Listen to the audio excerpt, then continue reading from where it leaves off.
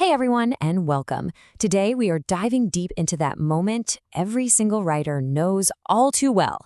What to do after you've typed out that first draft.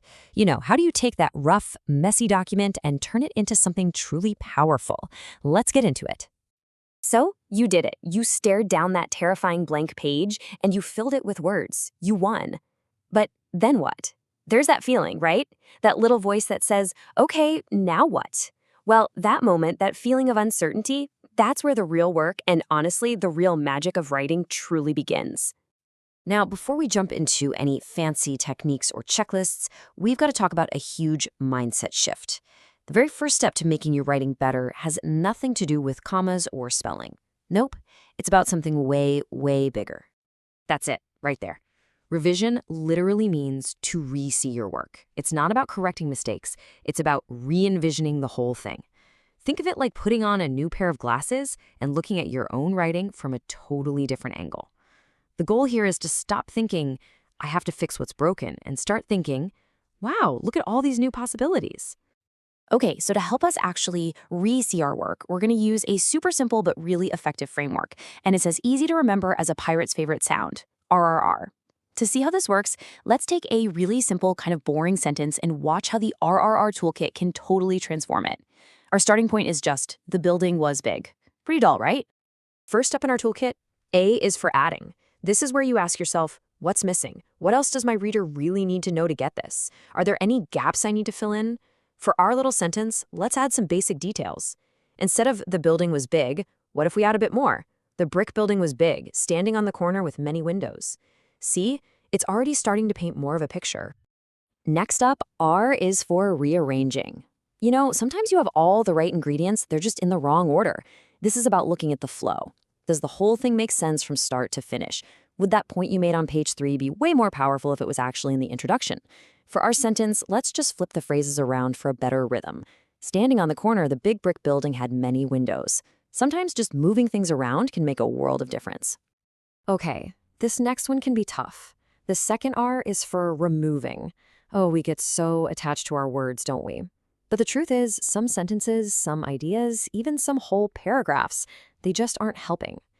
Let's say our first draft was a little wordy, something like, standing on the corner, the really big brick building had many, many windows. By just removing those weak little words like really and the extra many, the sentence instantly gets stronger. You have to be a little ruthless here for the sake of clarity. And the final R is for replacing. This, my friends, is where you take your writing from just okay to actually memorable. It's about hunting down those boring verbs and vague descriptions and swapping them out for something with punch.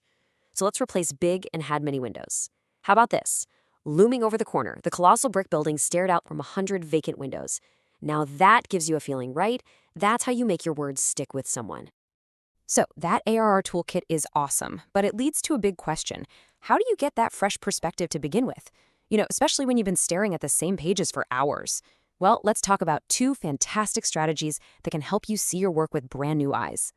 First up is something called the reverse outline. It's exactly what it sounds like. Instead of making an outline before you write, you make one from what you've already written. Just read through your draft, and for each paragraph, jot down its main point in a single sentence. When you're done, you'll have this map of your paper. It makes it so easy to see if your ideas are in a logical order or if one of your paragraphs is trying to do too much. This next one might feel a little weird at first, but trust me, it's a total game changer. Read your writing out loud. Seriously. When you do this, your ears will catch all the clumsy stuff your eyes just skim over. You'll hear the awkward sentences, the repetitive words, the spots where the rhythm just feels off. Here's a good rule of thumb. If a sentence is hard for you to say out loud, it's definitely going to be hard for someone else to read. Look, you can do all these things on your own, and your writing will get better, for sure. But you can only go so far by yourself, because at the end of the day, writing is communication. And for communication to really work, you need another person in the loop. You need feedback. Think about it like this. There's what you meant to say in your head, and then there's what your reader actually understood on the page. And believe me, there can be a huge gap between those two things.